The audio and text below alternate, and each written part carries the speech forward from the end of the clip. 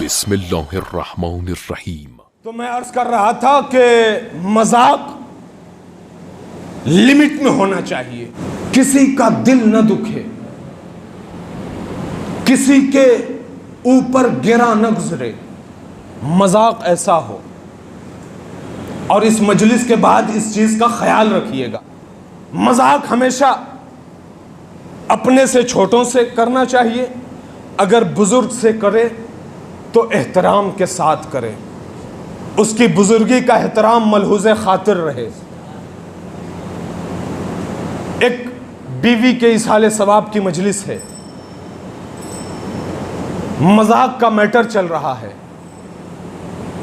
ایک عالم دین تھے، انہوں نے اپنے والد محترم کے انتقال کے بعد انہیں خواب میں دیکھا، تو عالم دین نے کہا کہ والد بزرگوار، آپ عالم برزخ میں ہیں، آپ کو کیسا محسوس ہو رہا ہے؟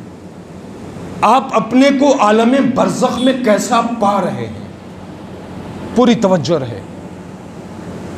عالم دین سے ان کے بابا نے کہا، ان کے والد نے کہا کہ بیٹا، بس یوں سمجھ لو کہ عالم برزخ کا ماحول یہ ہے کہ چاروں طرف پہاڑ ہیں اونچے اونچے، اور درمیان میں انسان کھڑا ہے، اور چاروں طرف سے کوئی راستہ نہیں ہے جہاں سے یہ نکل سکے، اور ہر طرف سے خونخوار جانور پیچھے پڑے ہیں۔ اب بھاگے تو کہاں بھاگے؟ کوئی راستہ نہیں ہے نکلنے کا۔ لا يمكن الفرار من حکومتک، اللہ کی حکومت سے کسی کو فرار نہیں ہے۔ لہذا اس نے کہا، بابا، لیکن جب ہم اور تمام مومنین ایصال ثواب کرتے ہیں، صلوات بھیجتے ہیں، سورہ فاتحہ پڑھتے ہیں، قرآن کی تلاوت کرتے ہیں، اور جب ان کو ہدیہ کرتے ہیں تو ان کے لیے کیا آسانیاں فراہم ہوتی ہیں۔ اس عالم دین کے والد محترم نے کہا کہ بیٹا، جب کوئی اپنے والدین کو، اپنے عزیز و اقارب کو کچھ ہدیہ کرتا ہے تو بس یوں سمجھ لو کہ ایک بند کمرہ ہے جس میں سانس لینا بھی محال ہے، جس میں سانس لینا بھی محال ہے، اور وہاں پر مشکلات کا عالم ہے، اور جیسے ہی کوئی ہمارا چاہنے والا ایک صلوات یا ایک سورہ فاتحہ دیتا ہے، اس کمرے میں ایک کھڑکی کھلتی ہے،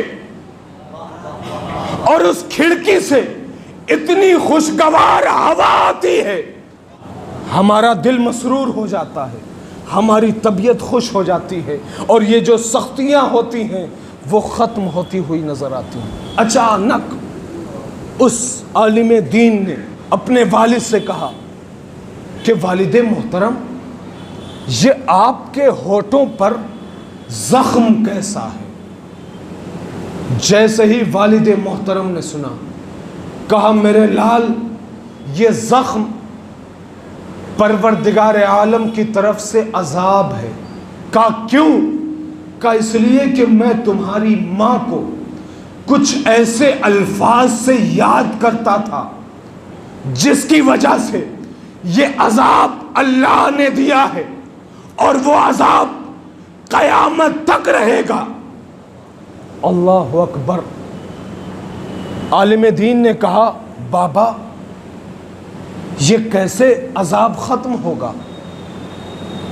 کہا ایسا کرو، جاؤ اور اپنی ماں سے کہو کہ مجھے معاف کر دے، ورنہ قیامت تک یہ عذاب نہیں جائے گا۔ وہ عالم دین اپنی ماں کے پاس پہنچے، اور پہنچنے کے بعد اپنی ماں سے تذکرہ کیا، والدہ کہتی ہیں کہ ہاں آپ کے والد محترم مجھے کچھ ایسے الفاظ سے یاد کرتے تھے، مذاق کرتے تھے جو مجھے برا تو لگتا تھا لیکن میں ظاہر نہیں کرتی تھی۔ اللہ اکبر۔ زوجہ ہے، زوجہ، مجھے برا تو لگتا تھا لیکن میں ظاہر نہیں کرتی تھی۔ عزیزان محترم، آپ نے غور کیا؟ اسی طریقے سے ہمارے درمیان، ہمارے گھروں میں چھوٹی چھوٹی باتوں میں جو دلی تکلیف ہوتی ہے اس سے بچنے کی بہرحال ہمیں کوشش کرنی چاہیے، اپنے بھائیوں سے، اپنے والدین سے، اپنے بزرگوں سے، مومنین سے۔ اور پھر وہی امام کا جملہ کہ کونوا لنا زینا ولا تکونوا علینا شینا، کہ میرے لیے باعث عزت بننا، باعث ذلت نہ بننا۔ اب اگر ہم مولا کے چاہنے والے ہیں تو واقعاً اگر ہم مولا کو عزت دیں گے تو ہماری سرفرازی، ہماری سربلندی اس کائنات میں برپا ہوگی۔ اگر ہم امام کو ذلیل کرواتے رہیں گے، امام کو ذلیل کروائیں گے تو پھر اس معاشرے میں بھی، اس سوسائٹی میں بھی اور اس دنیا میں بھی ذلیل ہوتے ہوئے نظر آئیں گے۔